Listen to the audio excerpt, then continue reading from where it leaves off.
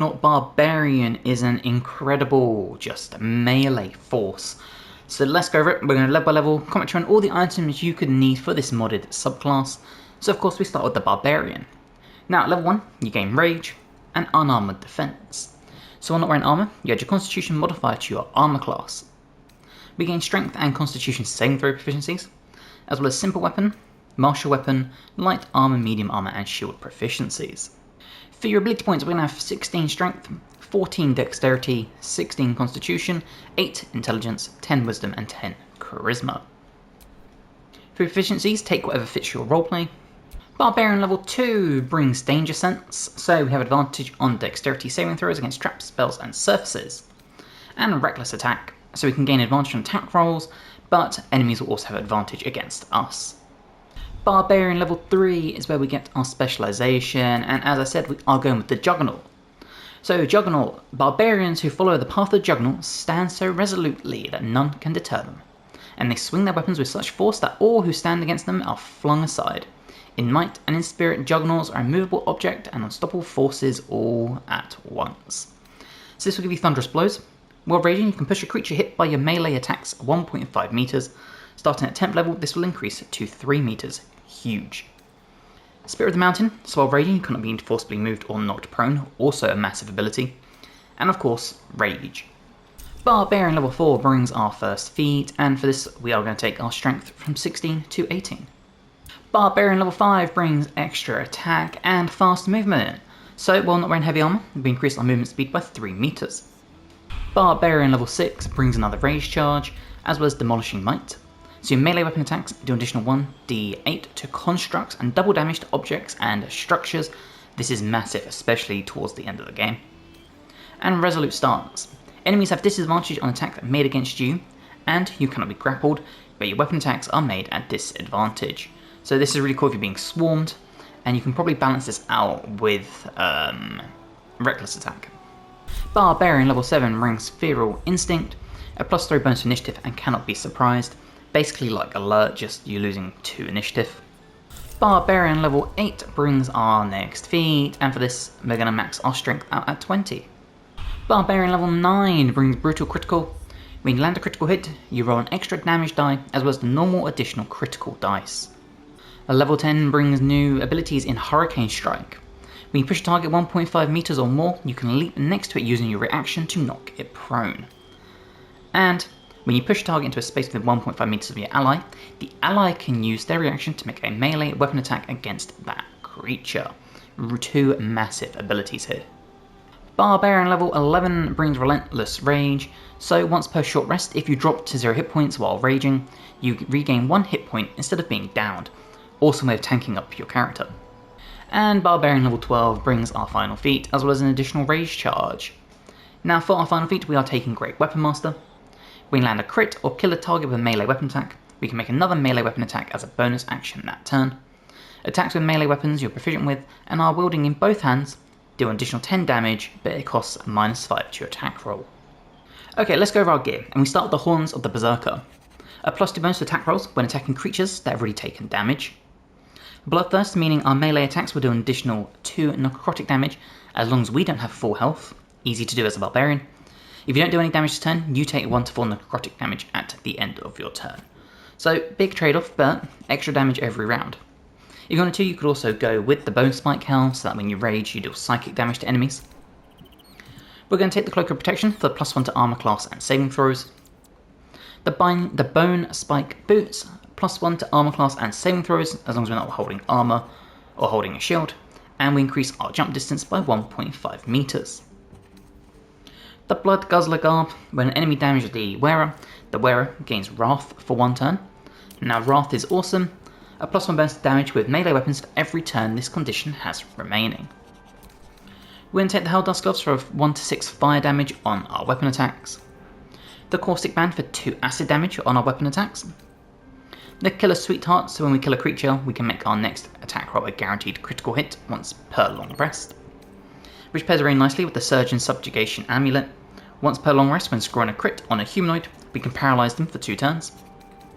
And then finally, Sethan. This is an awesome axe that also has a spiritual weapon on it. You can also reduce the size of a creature, reducing their attack damage, but having a spiritual weapon and being able to attack with this is just OP. You could also take the Sword of Chaos if you want to. So that is the build. Let's go find some combat and check this out. Okay, we are in the combat, so let's get this going. And the first thing we're going to do is Rage. And there we go, now we've got our Rage going, we are immovable, and we can push enemies with our hits. So let's come in here, and let's start swinging for the fences. And you'll see, every time you hit an enemy, they will go flying. We do it on this one. And there you go, you can just throw enemies around. It is so fun. And let's close the gap onto this one. So you see we now got Wrath going, thanks to Magic Missile. Now what you will notice is, you can't cast your spiritual weapon while you're raging.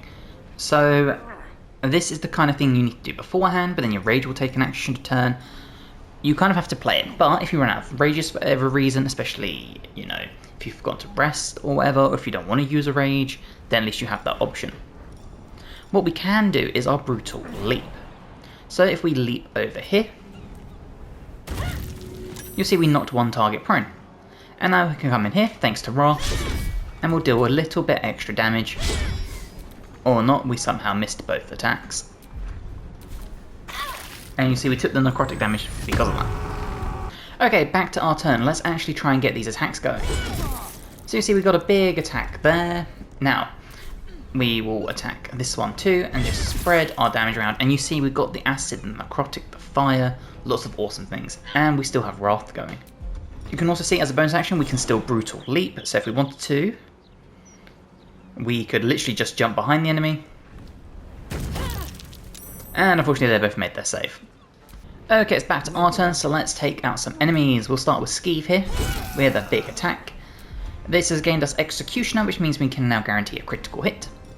We'll do our Brutal Leap, and we'll just leap in front of the enemies here, knocking both prone, and then we'll follow up with another big attack.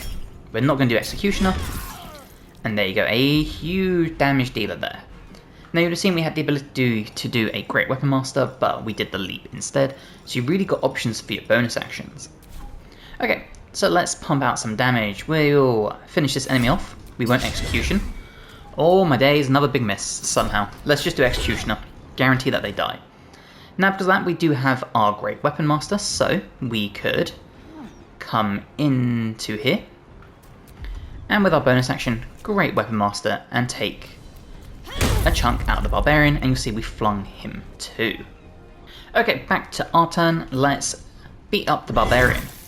So we can do huge attacks, and you'll see we haven't been able to kill the enemy off, but what we can do is a Brutal Leap, and your leap is pretty far. As you can see, we can jump up here. So let's try and put ourselves as close as possible. And there you go, managed to knock this enemy prone. So you can use your leap to not only knock enemies prone, but really just get around the battlefield.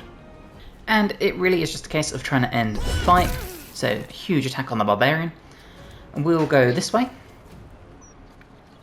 And we'll swing at Terse here with a big attack. And because we killed the Barbarian, we can follow up with our Great Weapon Master with a big miss somehow.